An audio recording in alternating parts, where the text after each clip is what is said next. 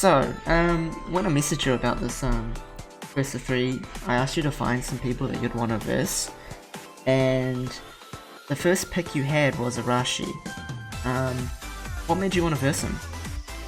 Well, Arahshii is someone in the scene that I respect a great deal. You know, he's coached me in the past. It's helped me out immensely. I definitely wanted to pick someone that I would struggle against because Arahshii knows how I like to play.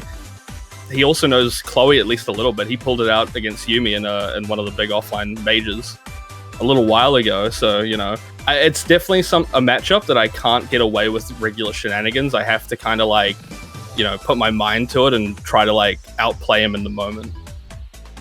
You and Arahshii did a first to 10 like 6 or 7 months ago, and that score was 10-0.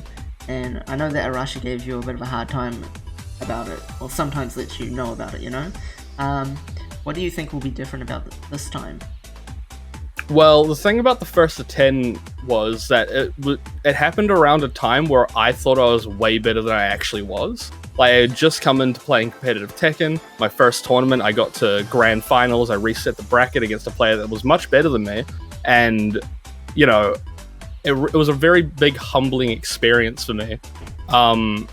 I definitely think it will go different now. I think just like the names that I've been able to beat and kind of the consistency of my play, especially with a character like Chloe, who's wildly inconsistent, just like, you know, shows a lot about my improvement, and I definitely think it could go differently this time. How do you find the Noctis and the Akuma matchup? Well, it's like an interesting sort of dilemma because both of them have like different aspects to the play, which kind of can make it a wild card. So like Noctis, I know a lot better than Akuma. Akuma's a character that I have a decent amount of experience with, but I haven't been able to go over everything fully. But the thing that Akuma offers is he's in the air a lot. You know, he jumps over a lot. Chloe has a lot of back turn stuff. It can really be a situation where like all the rules of Tekken just go out the window, and I can get a big leg up on my opponent just by way of all the crazy party stuff that Chloe is able to do. And yeah, as I said before with Noctis, it's just a matter of me knowing the matchup a lot more. And I think that it will play into my advantage. What do you think the final score between you and Arahshii will be in this best of 3? I believe the score will be 3-1. I believe it'll be 3-1 in my favor. I think Arahshii is a lot more confident based on like the games we've played in the past and how they've gone before. As we referenced earlier, that first to 10. But I feel like I've done a lot more improving over such a short amount of time, and I really think I've got him on the ropes.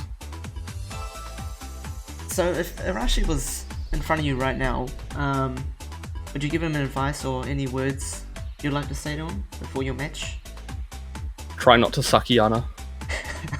Sweet, cool.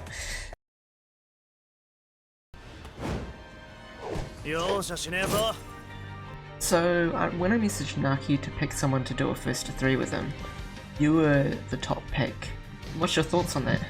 I mean, I guess it's maybe to be expected in a way. Me and Naki collaborate a lot on the flightless tournaments, so I guess it's only natural that we'd end up playing each other at some point. And I think it would be a pretty cool experience for people to be able to watch. I know I've played him in the past. We had a first to 10 and first to 5, so I 10-0'd his Chloe with my Noctis, and I think I won 5-1 or 5-2 Akuma versus one of his other characters. I can't quite remember.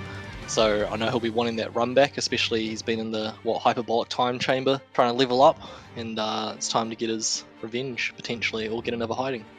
Speaking of that first to 10, do you think you'll be thinking about that a lot in this first to 3? I feel like it might play on his mind a little bit, but honestly I feel like he's more ready now for that kind of thing. And I think he's really just going to be determined to get the dub. I mean, if it gets to the point where I'm like, you know, 2 games up and a couple of rounds up, maybe it's going to be playing over, oh no, it's happening again, that kind of thing. But you kind of just got to wait and see. If he lets me do that to him again, then it kind of sounds like skill issue. How do you find the Lucky Chloe matchup? Lucky Chloe matchup is definitely a weird one. I feel like Noctis does pretty well in the matchup. I'm kind of good with the Kelly roll. I'm able to OS that pretty well, which he's well aware of. Naki is somebody who can come up with a lot of tricks with his character. He's definitely a character specialist, so there might be a bunch of things that he busts out that I've never seen before. But at the end of the day, I think I'm pretty kind of understanding of the Chloe matchup as it is, and shouldn't really be too bad. Any predictions on the final score? I'd like to say 3-0 to me, but let's give Naki the benefit of the doubt. I'd probably say it'll be a close one. I reckon it'll be 3-2, but I reckon I'm gonna win. Do you have any last words to say before your matches with Naki? Nothing bad, really. I just think this should be fun. Let's get into it. Do your best, Naki, and we'll see what happens, eh? Try to get a game off me this time.